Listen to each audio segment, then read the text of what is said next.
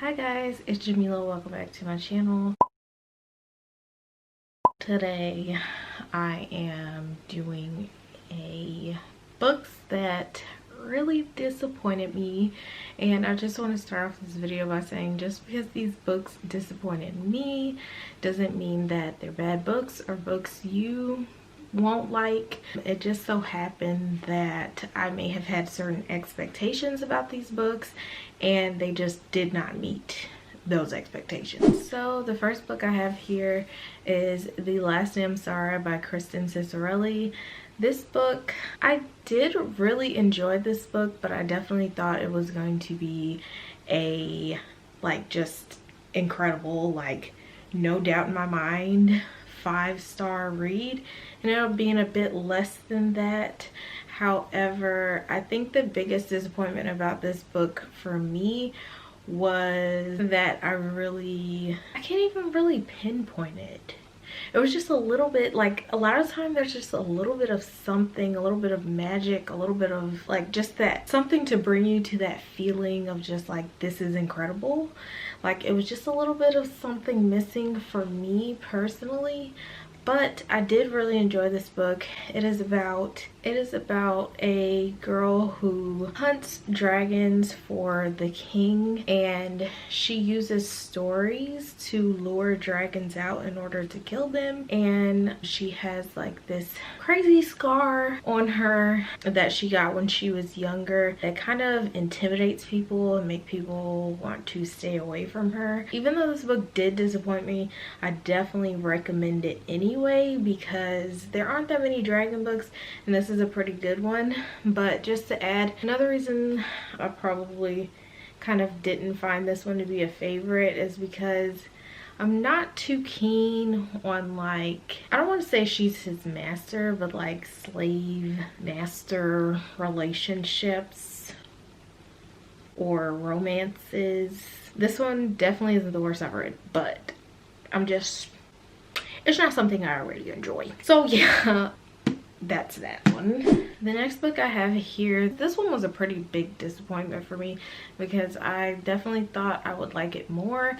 It's definitely not a bad book, and also keep in mind I'm not very big on contemporary books. I'm more of a fantasy book girl, but I have been trying to get more into contemporary. But anyways, that is Pride by Evie Zavoy. Although this book was interesting to read, I love the setting of the book and that it's set in New York City and all of those things. Honestly, I haven't read Pride and Prejudice, but this is a Pride and Prejudice remix, and I think they purposely said remix because I don't think it's a retelling. It's just a remix of the story. This book is so gorgeous,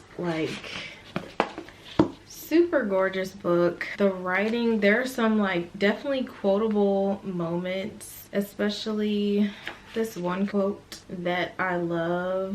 In the beginning, it says, "It's a truth universally acknowledged that when rich people move into the hood, where it's a little bit broken and a little bit forgotten, the first thing they want to do is clean it up. But it's not just the junky stuff they'll get rid of. People can be thrown away too, like last night's trash left out on sidewalks or pushed to the edge of wherever all broken things go. What those rich people don't always know is that broken and forgotten neighborhoods were first built out of love." I remember reading that specific quote and I was just oh my god, I'm going to love this book so much. However, although the writing is very good, it was kind of the characters that didn't really click with me or necessarily do it for me. I gave this book 3.5 stars. I thought I was gonna give it 5 stars, but I didn't. But if you do like Pride and Prejudice and have read it and also want a story set in New York City and also interested in reading about gentrification and just that experience as someone living in the neighborhood being gentrified, and also African Americans, Black people, we love to see it, you should definitely check this book out. and you might enjoy it more than I did. The next book I was a bit disappointed by is I Darken by Kirsten White. So this book, while I did enjoy it, I had some issues with it a little bit, which aren't necessarily the author's fault completely, but pretty much I thought from when I first bought this book it was going to be a fantasy, and it ended up being a historical fiction. So that's not the book's fault, but I was disappointed in that it was just historical fiction, although it did end up being a subject I was interested in, which is the Ottoman Empire. And the kind of disappointment I was having with this book was, the issue I was having with this book was more so, I don't want to say the Muslim representation, because I think the author did a good job showing that just like every other type of person, when it comes to Muslims, there are good and bad people, and it's not a religion that makes the people bad, it's the actual people and their desires and then following those things. Like, that's something that I really appreciate about this book, so I still recommend it. However, I do want to say that some of the actions and the way certain religious actions are explained aren't exactly 100% accurate, so that was a little bit disappointing. There was a part where a character was making the it's like the purification we do before we pray, and it was just like pretty much described as washing your hands, and I don't know, maybe that's just how I took it, but it was just like a little weird.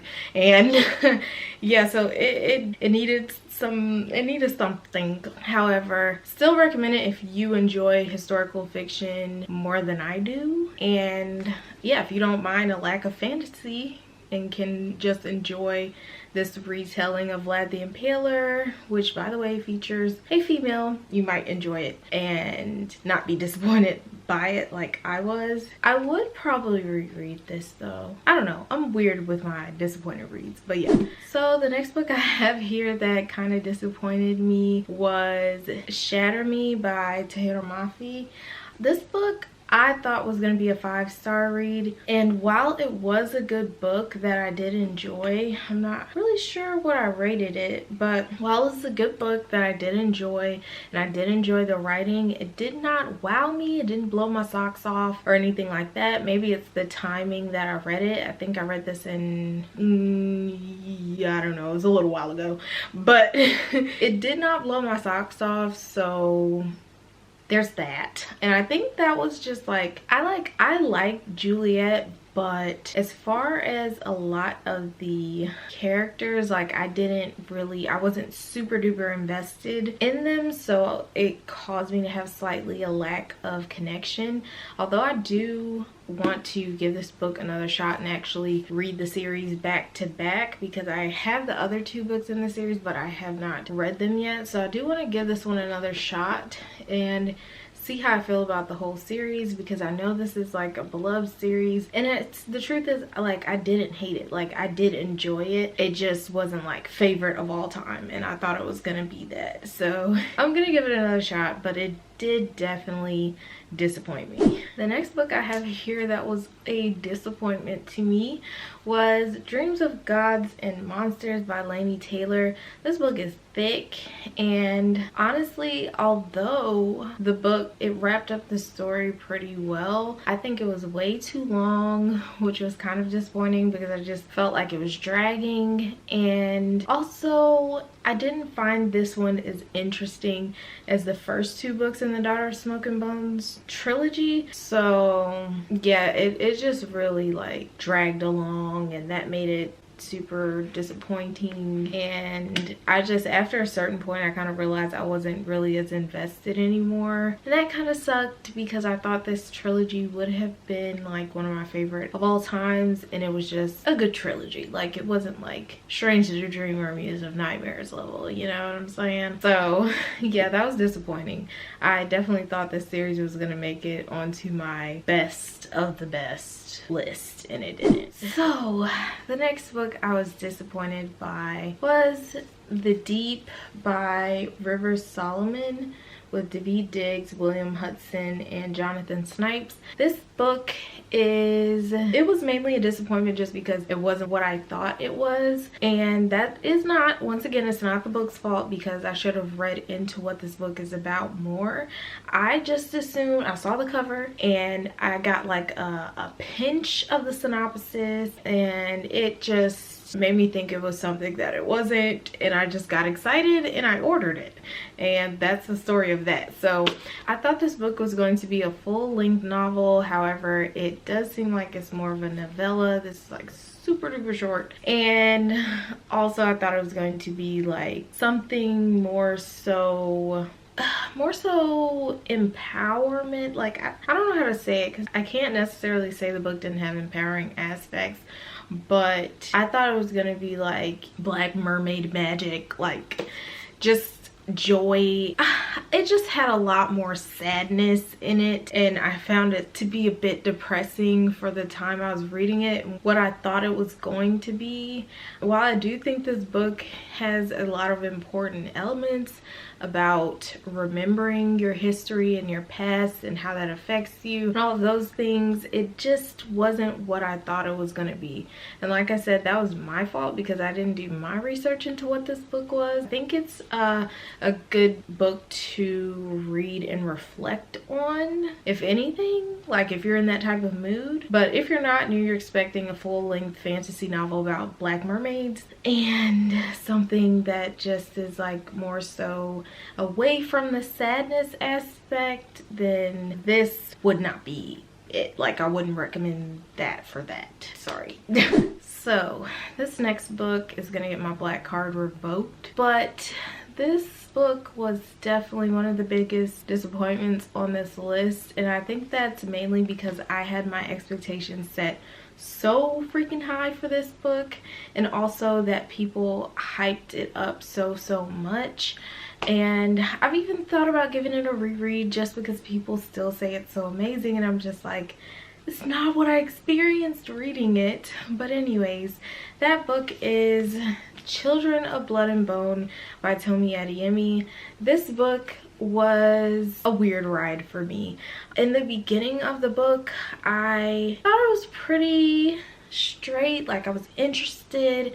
I thought that the world building was going well and all of those things, but I was having some slight issues with the writing. But I kind of brushed it off and I kept reading and hoping that it would mesh with me better, which it didn't really end up doing. I think all the concepts were really great, but something about the writing just wasn't hitting for me, and then it just went completely left when the pacing started to be off for me as well. And then you throw issues with the writing, issues with the pacing, and then add in issues with the romance, which I hated with my whole soul. It just didn't work out for me, and I don't think that some of the characters in this book had enough development for me to fall in love with them, and I feel like if they were written differently, I could have fell in love with them, but it just didn't happen for me. And I was so sad I didn't like it because I expected this to be one of my favorite books of all time, and it just was not. Yeah, the romance and some of the characters just and then like I don't know, it was a little everywhere for me, and I feel like maybe if I read it around the age of 12 I would have loved it and not seen so many issues with it. But yeah, I'm just really sad about this one. Like, this is probably the #1 book on this list that I was just so sad I didn't love. Very unpopular opinion. I still keep it though because it's just like, it's beautiful. It's really beautiful. The next book I was disappointed by was a recent read, and that is 5 Feet Apart by Rachel Lippincott with Mickey Daughtry and Tobias Laconis. This book I thought I was gonna love. It kind of reminded me a little bit of the premise for The Fault in Our Stars, a little bit. So this book is pretty much about two teens who are battling severe health issues with their lungs, and they have to stay 6 feet apart in order to not risk infecting or harming one another. And although I did enjoy this book, it just didn't impact me the way I thought it would. Like, I definitely thought it would have hit me a lot harder. And one of the choices that was made in this book, the one thing that did kind of affect me, it was a character that I did like. I just was like, did that really have to happen? It upset me a lot. But yeah, it just didn't end up being that 5-star read I was looking for. But if you like sad books with happy potential, then definitely check out this book and give it a shot, or give the synopsis a look at. I think there's a movie for this. I haven't seen it yet, but that's the book. The next book that disappointed me a lot when I read it was Throne of Glass by Sarah J. Maas. This book, I remember it was so hyped up. I read it in 2015 and I just thought it was going to be the best thing since sliced bread, and it was not the best thing since sliced bread. I remember this book really disappointing me, and I do plan on reading it again because I want to start the series over.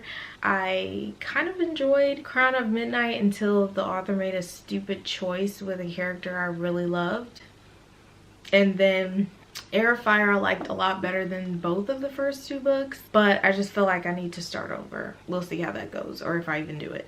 But yeah, this book just, like, I just remember that Selena was just so full of talk. I'm an assassin and I'm so badass, and I can kick your butt if I wanted to. If I wanted to, boy, I could slice you from the bottom to the top to the bottom to the whatever. Like, and she was just all talk. Like, for so long in this book, you just have her thinking all the things she could do to people because she's like this crazy assassin, but you don't see the assassininess. And it was bothering me. I was just like, can I get some assassin action? Like, this is what I came for, and I didn't really get it. So this book ended up being very disappointing and very underwhelming for me, although I was still interested, which is why I kept reading. But just in case you didn't know that, this was definitely a book that disappointed me. And the last book I have here that was a big disappointment for me was the 3rd book in the Queen of the Tearling series, which is The Fate of the Tearling. This is the last book, and I was enjoying the book so much up until the ending. The ending did not do it for me. Like, it was just, it was lacking things, okay? It felt like a cop-out. I wasn't happy with it. And I was just like, dang, like, you just took me through that whole journey, these great books, or to end like this. Like, I don't know. Even stepping away from it, I still don't like the ending, so I guess that's like accurate. But yeah, like, when I read the last book in a series, I expect perfection and nothing less, and this was not perfection. So do I still recommend the series? Yeah, I do, although there may be some problematic aspects, but I do still recommend it. It's a pretty good series. The ending just kind of sucks. I mean, some people might like it. I don't know. Just didn't do it for me. So guys, that is the end of this video. I hope you guys enjoyed it. As you can see, disappointing doesn't necessarily mean I hated these books. There are books that I actually hate. Maybe I'll do a video, maybe I won't, but yeah, it wasn't that bad. And you guys, this baby is not playing with me right now at all. I know I'm probably annoying, but let's get a little baby bump. So I don't know if you guys can see that at all, but she's a plump one. She's getting big. She's almost done baking. She's coming out soon, which is insane. I'm like super nervous. pray for me. That is the end of this video. I hope you guys enjoyed it and found it interesting. I definitely say you can still check out these books, like, just because I didn't like them, I didn't like them, just because I found them slightly disappointing doesn't mean they're the worst books in the world, or that you shouldn't give them a shot. If you had them on your TBR, like, still give them a shot, do your thing, boo, and that's it. But I will see you guys in the next video. Bye.